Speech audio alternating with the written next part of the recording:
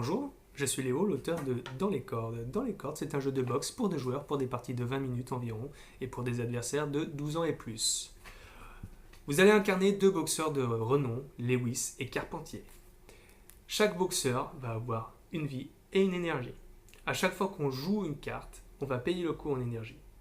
L'énergie va de 4 à 0. Si on tombe à 0, c'est pas grave, c'est qu'on est essoufflé. Par contre, la vie va de 5 à KO. Si on tombe à KO, la partie s'arrête immédiatement. La deuxième façon de terminer le jeu, c'est avec la carte gong. Au troisième round, le joueur qui a le plus de vie gagne la partie. Par contre, si vous êtes à égalité, il y a égalité. C'est un tour par tour. Avant de commencer, les deux joueurs vont piocher 5 cartes.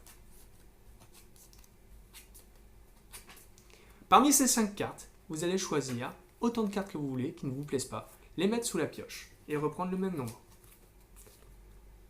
Quand c'est fait, vous allez mettre la carte gong à peu près au milieu, de façon plus ou moins aléatoire. Et ensuite, les joueurs vont pouvoir commencer la partie. On va toujours commencer par piocher une carte. Et après, vous allez avoir deux phases que vous pouvez faire dans l'ordre de votre choix. Vous pouvez faire une phase d'attaque. Les cartes d'attaque sont rouges avec un petit symbole de point.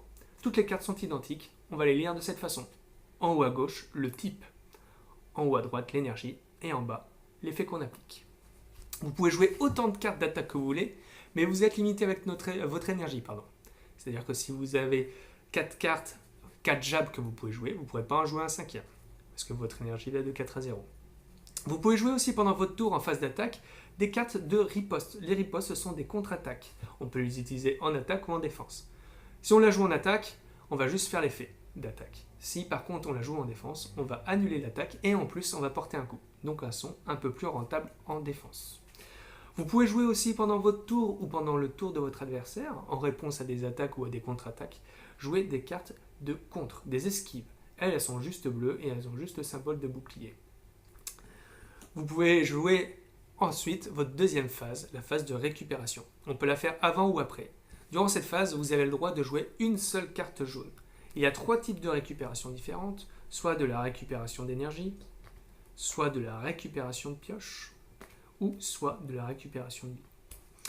Attention, vous ne pouvez pas jouer de récupération pendant une phase d'attaque.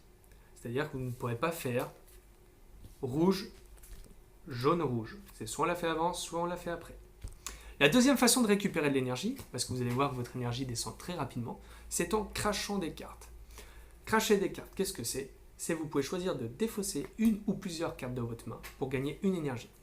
Ça, on peut le faire avant et ou après la phase d'attaque, mais jamais pendant. Vous pouvez dispatcher aussi. C'est-à-dire quoi ? Je vais vous donner un exemple. Imaginons, vous commencez par piocher une carte, vous sacrifiez votre carte pour gagner 1 d'énergie, vous faites votre phase d'attaque, ensuite vous n'avez plus d'énergie, vous sacrifiez une carte et vous avez le droit après de jouer votre carte jaune, par exemple reprendre votre souffle qui coûte 1 et qui vous fait gagner 3.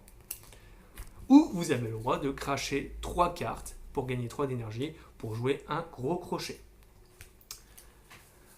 Cracher, c'est pas considéré comme jouer. Pourquoi ? Parce que si vous ne jouez rien pendant votre tour, vous avez un petit bonus. Je me répète, on pioche une carte au début de notre tour. Si je ne joue rien ou si je fais juste je crache une carte, je vais pouvoir jouer. Je vais pouvoir piocher une carte supplémentaire.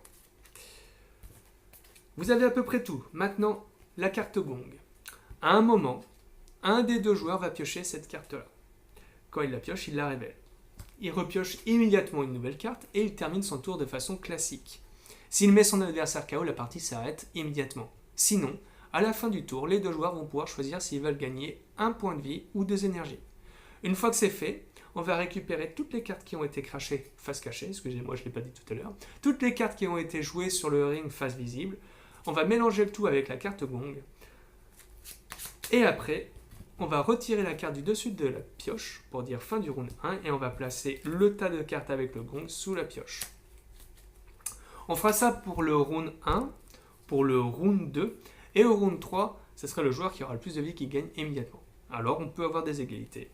On peut aussi avoir des doubles KO, avec la seule carte que je vais vraiment vous expliquer, puisqu'après je vous laisserai découvrir en essayant le jeu, c'est la carte remise, puisque c'est la carte la plus particulière.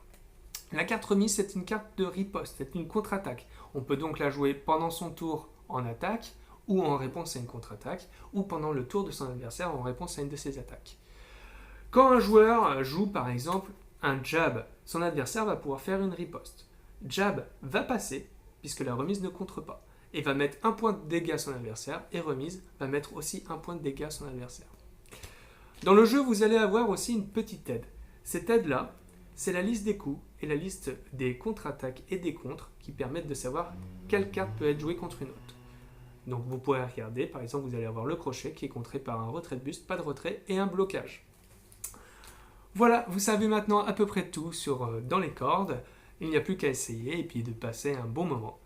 Bonne journée à vous et à bientôt.